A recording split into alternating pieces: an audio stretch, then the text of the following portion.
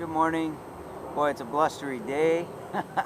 every time I get in the Word on a blustery day, you get your books out and you get your study going, and the wind starts having its way with the pages, and you're next thing you know, you're leaning on this book and you're holding this book and you're grabbing things out of your backpack to try to set on pages to hold the pages still.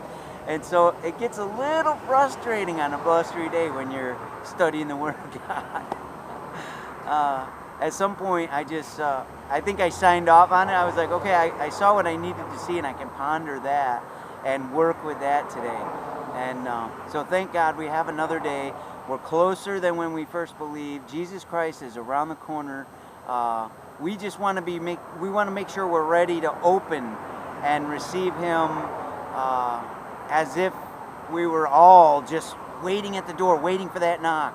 We want to be anticipating His arrival, and the only way we can do that is to stay in the Word and stay in that expected state. Jesus is gonna reveal Himself at any moment, and we want to be ready.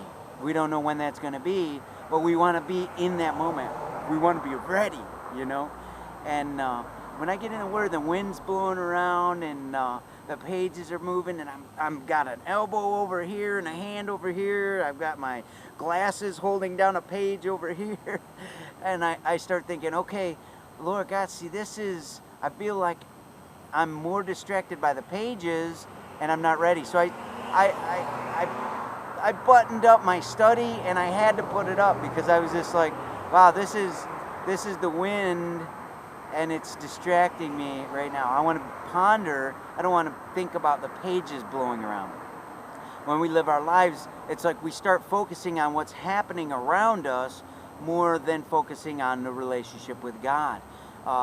You see, in Acts, there were people who were working curious arts, okay?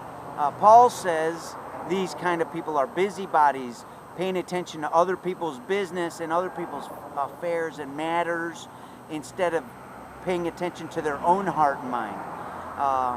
Well, these people who work curious arts are working around people, and their motives are: one, they want to catch them doing something; two, they want to entice them into doing something so that they can catch them; and three, they are not walking in the love of God because they're not focusing on their own relationship. They're so busy paying attention to other people's lives. Well, when we get in those situations where we got an elbow on this page and our glasses on another page, and we're trying to hold down another page here, and we got to write something over here, we start getting focused on so many things around us.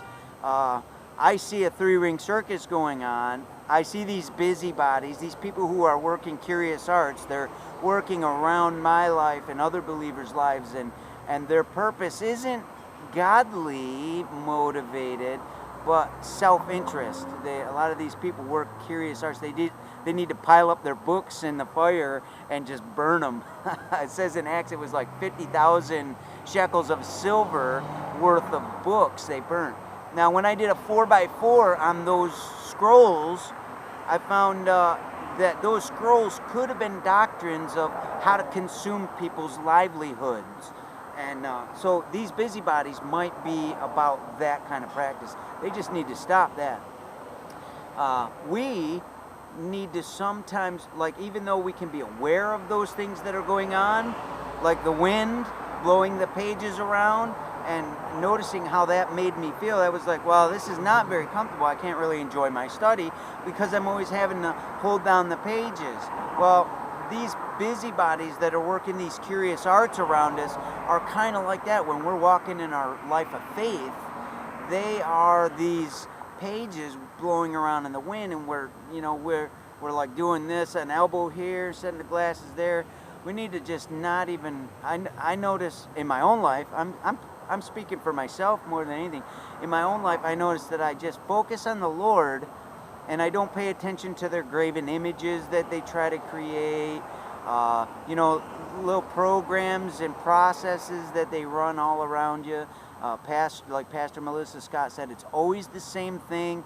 The devil doesn't ever change his tactics. It may be a different color, a different hue, or a different angle but it's always the same motive, always the same practice. Prasso, they prasso these same things over and over again. And they get better and better at it, and with the more intelligence that they gather on your person, they can hone these activities toward your interests and start drawing you away from Christ with your very interest.